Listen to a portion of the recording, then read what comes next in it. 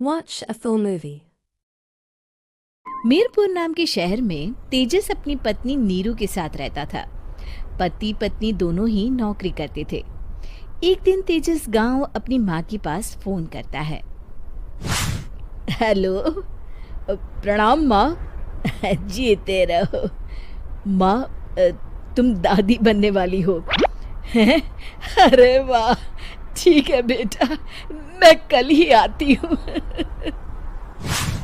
जब माँ जी शहर पहुंची तो बेटे बहू ने बहुत अच्छे से स्वागत किया। लीजिए माँ जी, चाय।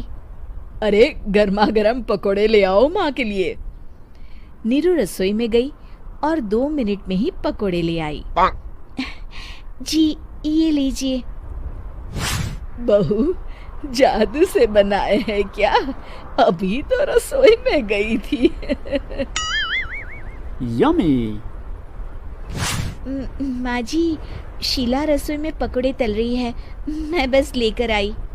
हे भगवान, मेरा धर्म भ्रष्ट कर दिया तूने। अब तो गंगा जल से शुद्धिकरण करना होगा। दूसरे दिन, माँ जी मैंने नाश्ता बना दिया है, ऑफिस जा रही हूँ। पर अभी तो घर का सारा काम पड़ा है। शीला आती ही होगी, झाड़ू पोछा बर्तन कपड़े वो सब कर लेगी। हमारे जमाने में घर का सारा काम हम ही करते थे। जी माँ जी, आप बहुत होशियार हैं, मैं घर ऑफिस दोनों नहीं संभाल पाती। तो जरूरत क्या है घर से बाहर जाकर चाकरी करने की? वैसे भी घर का काम खुद करने से घर में बरकत आती है, समझी?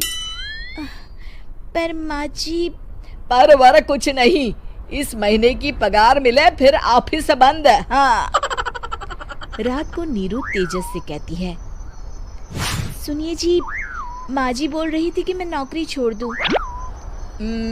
वैसे ठीक ही तो है, अभी तुम्हें आराम की जरूरत है। फिर भी आराम कहाँ, शीला को छुड़ाने के लिए बोल रही थी। तो अब 24 घंटे में इतना काम तो कर ही सकती हो। पर जॉब पसंद है मुझे, घर पर मन नहीं लगेगा। अगले दिन जब दोनों ऑफिस के लिए निकल रहे थे, मेरी तो कोई कीमत ही नहीं है इस घर में। माँ जी, आजकल महंगाई बहुत है, रहन सहन भी बदल गया है, दोनों नौकरी करते हैं तभी ठीक रहता है। अच्छा, तू कहना क्या चाहती है? मेरा बेटा तुझे बिठा के खिला नहीं सकता? तू ही इस घर का खर्च चला रही है, हैं? नहीं माँ जी, मेरा वो मतलब नहीं था। मतलब खूब समझती हूँ, ये बाल धूप में सफेद नहीं किए मैंने। हाँ। अब तो ये रोज का काम हो गया था। तेजस भी रोज की झिकझिक से परेशान हो गया था। एक दिन उसने कहा, नीरू, वैसे भी तुम्हें मैटरनिटी लीव मिलने वाली है, तो अभी से ही छुट्टी ले लो। पर क्या, मेरी सैलरी अच्छी खासी है। आखिर नीरू ने रिजाइन कर दिया। जब बच्चा हुआ तो घर में सब बहुत खुश हुए। कुछ दिनों बाद तेजस फाइल देख रहा था। क्या हुआ तेजस, कुछ परेशान लग रहे हो? अब हाँ, वो हमारी जितनी सेविंग्स थी वो तो हॉस्पिटल में और छठी के फंक्शन में खत्म हो गई है नीरू। और अभी वैसे मंदी चल रही है तो मैं बोल रही थी कल मुन्ना को हेपेटाइटिस का टीका लगवाना है। नीरू, क्या पोस्टपोन नहीं कर सकते? नहीं जी, बिल्कुल नहीं।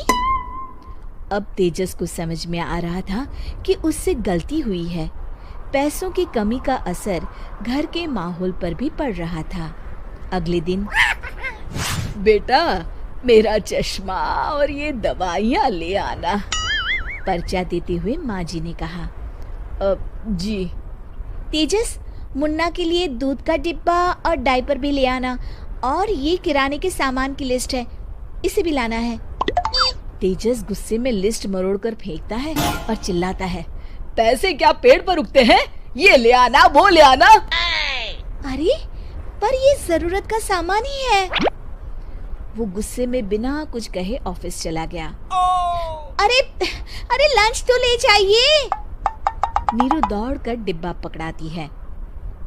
एक दिन खाना खाने के बाद, नीरू, अब तो मुन्ना कुछ बड़ा हो गया, तो अब तुम वापस ज्वाइन कर लो ना जॉब। पर इस रिसेशन में जॉब मिलना बहुत मुश्किल है। ट्राई तो करो। फिर मुन्ना, माँ जी है ना, और एक फुल टाइम मेड भी लगा लेंगे। पर माँ जी, उन्हें तो पसंद नहीं।